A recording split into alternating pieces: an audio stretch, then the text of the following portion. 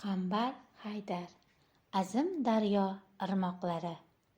Ushbu kitob yangiqo'rg'onlik jurnalist va yozuvchi Qambar Haydarning keyingi izlanishlari va o'zi tug'ilib o'sgan yurtiga mehr-muhabbati tufayli dunyoga keldi.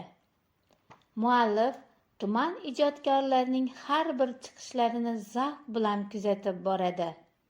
Ijobiy o'zgarishlari va yutuqlardan faxrlanadi. Shuning uchun ular haqida ma'lumotlar va ijodidan namunalar to'plab ushbu kitobga jam etdi.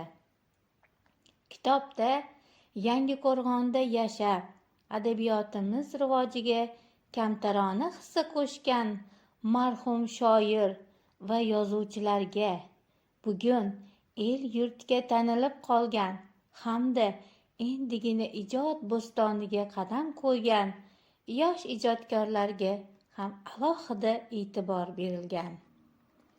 O'quvchi, shoir va yozuvchilar haqida zarur ma'lumotlar bilan tanishadi.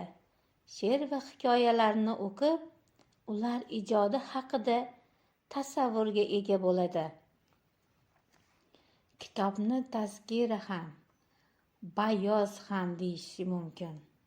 Eng muhimi, tuman o'zbek tili va adabiyoti fan o'qituvchilari undan qo'llanma o'rnida foydalansalar ham ayni muddaodir. Vatanni sevgan har bir odam unda yashab, ijod qilgan shoir va yozuvchilarga ehtirom bilan qaraydi. Chunki har bir ijodkor o'z asarida avvalo vatanni kuylagan, uni ulug'lagan, kindik qoni to'kilgan tuproqni muqaddas deb bilgan. Hurmatli kitobxon, siz ham ushbu kitobni o'qishingizni tavsiya qilaman. E'tiboringiz uchun